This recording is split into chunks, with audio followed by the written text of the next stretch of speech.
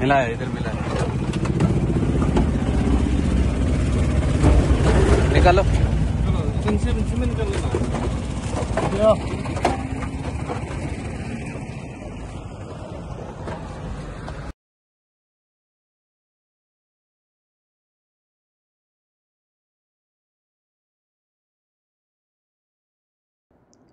Drugs বা নিচাযুক্ত সামগ্ৰীৰ অবৈধ সৰবৰাহৰ বিৰুদ্ধে আমাৰ অভিযান অব্যাহত আছে।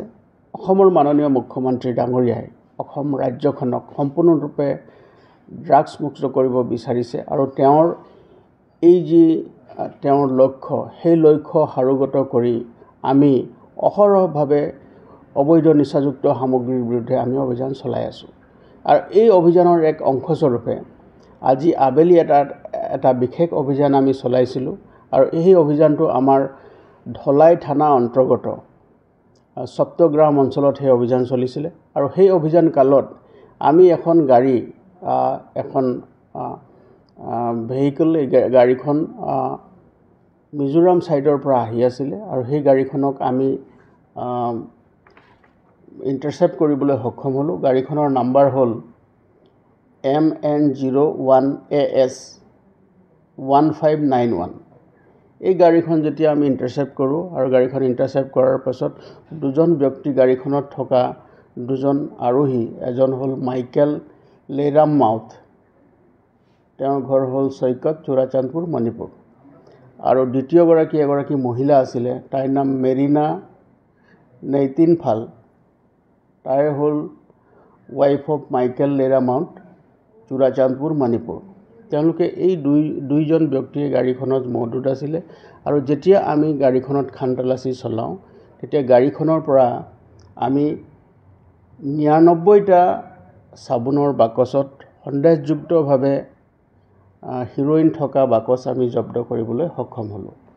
আৰু এই যিখিনি 99টা বা 99টা সব কেছত আমি নিচাযুক্ত সামগ্ৰী লাভ কৰিলোঁ, সেইখিনি স্থলীতে আমি ড্ৰাগ ডিটেকশ্যন কিটৰ জৰিয়তে আমি পৰীক্ষণ কৰোঁ আৰু পৰীক্ষণ কালত আমি ইতিবাচক ৰিপ্লাই পোৱাৰ পাছত আমি গোটেই সামগ্ৰীখিনি তাত থকা ইণ্ডিপেণ্ডেণ্ট উইটনেছৰ উপস্থিতিত আমি গোটেইখিনি সামগ্ৰী জব্দ কৰোঁ। আৰু এই যিখিনি সামগ্ৰী আমি জব্দ কৰিলোঁ এইখিনিৰ ওজন হৈছে প্ৰায় 1.22 কিলোগ্ৰাম আৰু এই গোটেই সামগ্ৰীখিনিৰ চোৰাং বজাৰত ইয়াৰ যি মূল্য হ'ব সেই মূল্য প্ৰায় 6.22 কোটিৰো অধিক হ'ব। গতিকে গোটেই সামগ্ৰীখিনি আমি জব্দ কৰোঁ।